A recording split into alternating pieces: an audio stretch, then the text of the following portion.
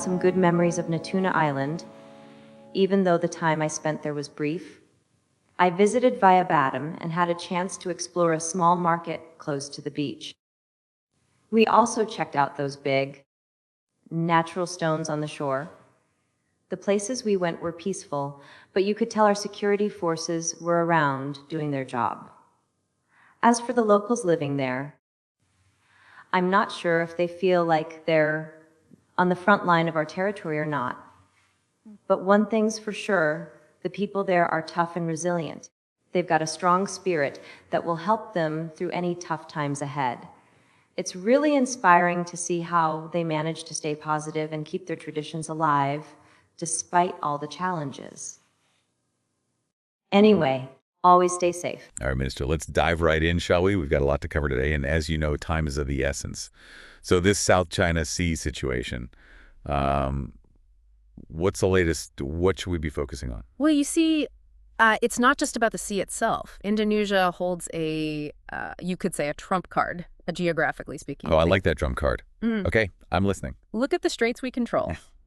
The Malacca Sunda Lombok. These are choke points, essential for China's trade. And you know how much their economy relies on those energy imports. So we're in a strategically advantageous position. Precisely. It gives Indonesia leverage in this whole South China Sea dispute. And that leverage, it's becoming even more crucial because the security landscape, it's shifting rapidly. Have you seen what Australia is doing? Tell me in. They're beefing up their northern naval bases big time, investing heavily in missile reloading facilities, Darwin Cairns, you name it.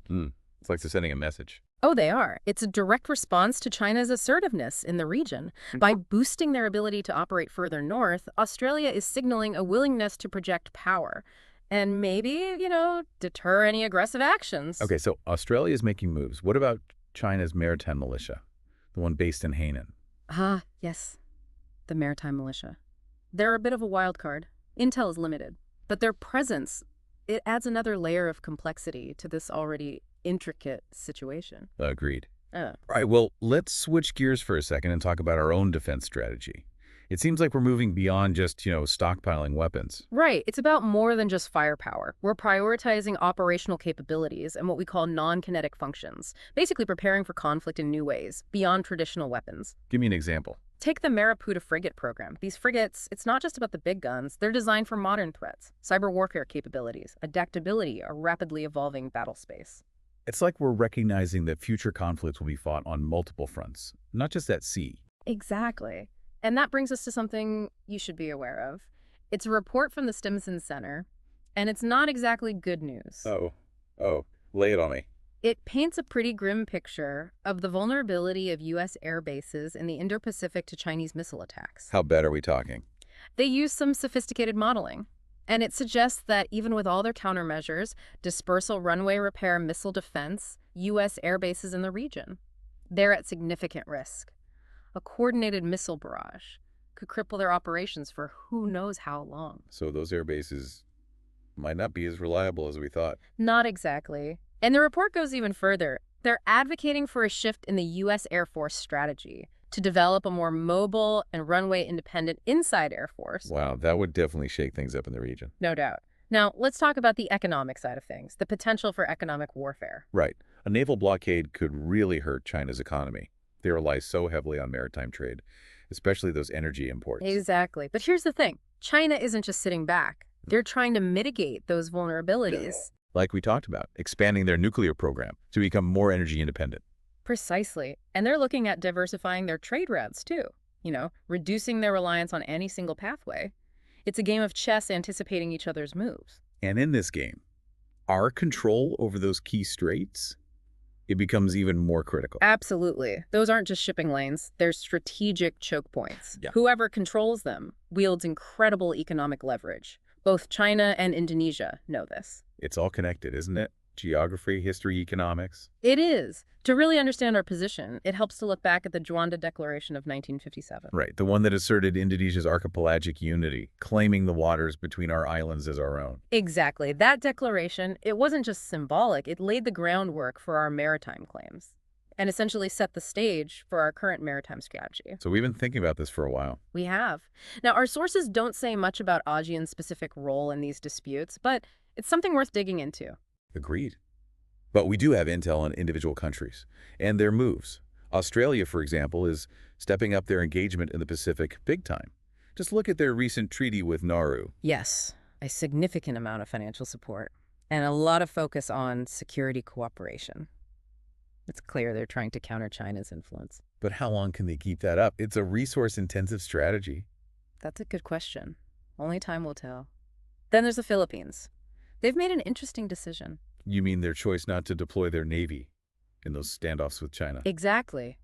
Seems counterintuitive considering they're right in the middle of the territorial disputes. It does. But, you know, when you think about their internal politics and their economic ties with China, it makes a little more sense. Right. They're walking a tightrope, trying to assert their claims while maintaining a decent relationship with China. A delicate balancing act for sure. Oh. Okay, let's not forget about those subsea communication cables. Yes, the invisible infrastructure of the modern world. So much data flowing through those cables.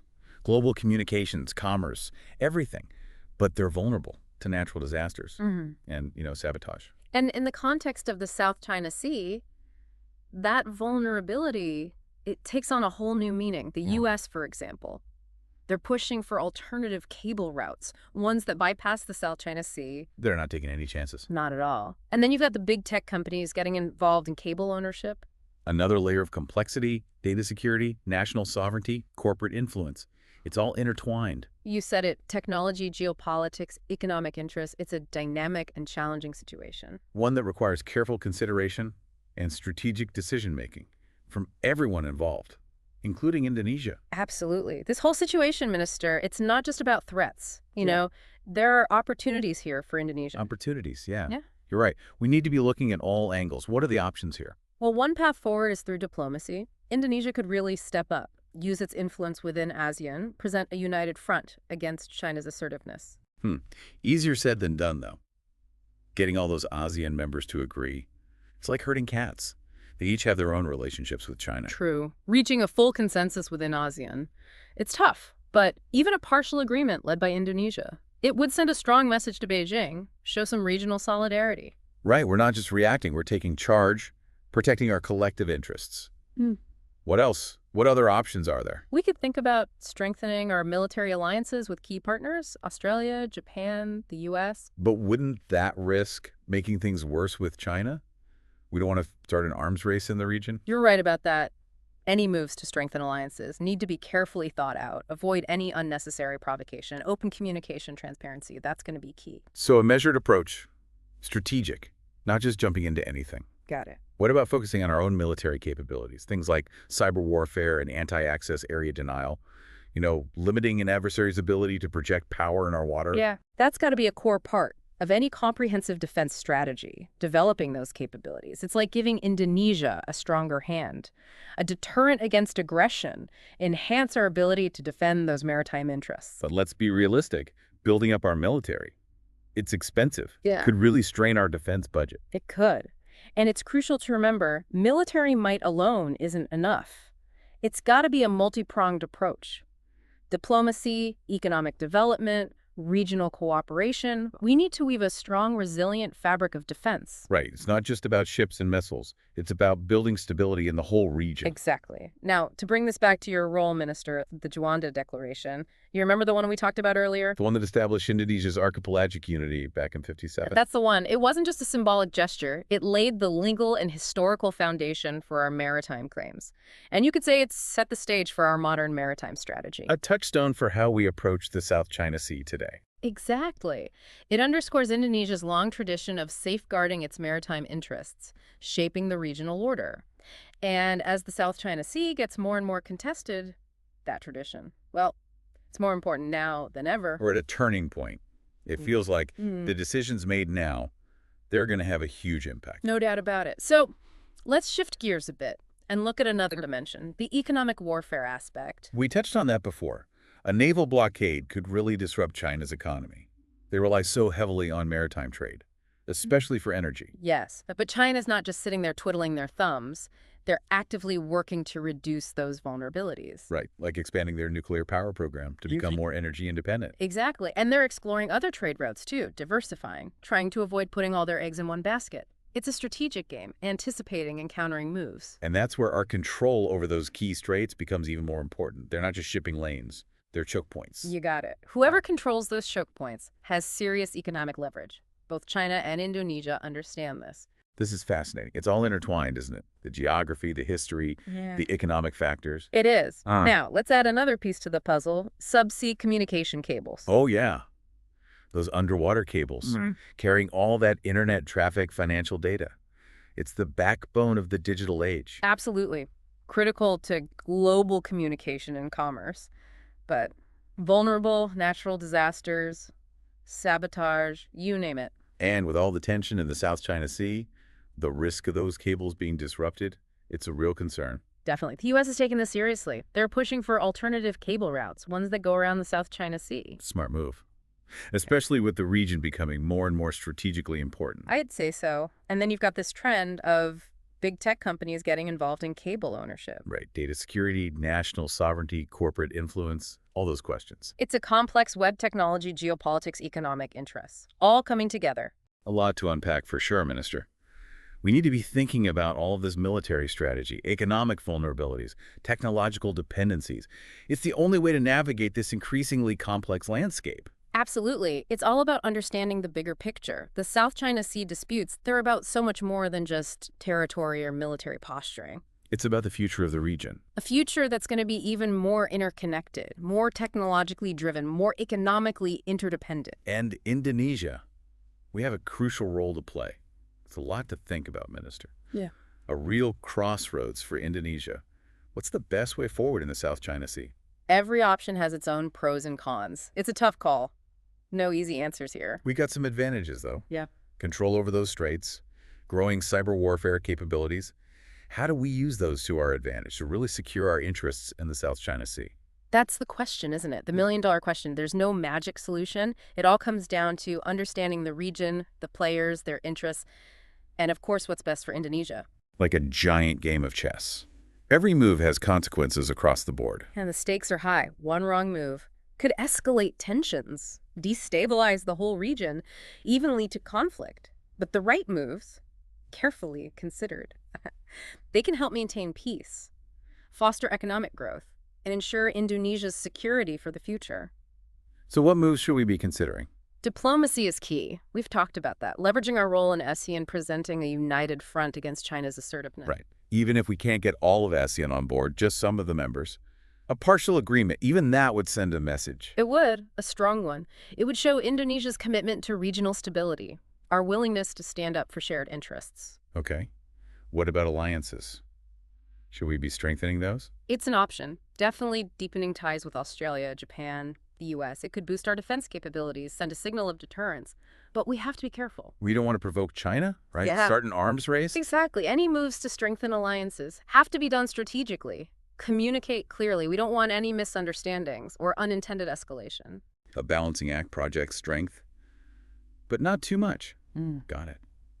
What about building up our own military capabilities? That's essential. Investing in cyber warfare, anti-access area denial. It would strengthen our defenses, allow us to better protect our interests. But yeah, those investments come at a cost. True. You always have to weigh those costs against other priorities. Right. Absolutely. And remember, military strength, it's not a cure-all. It has to be part of a broader strategy. A multifaceted approach. Diplomacy, economic development, regional cooperation. Exactly. A strong and resilient security framework, not just one thing.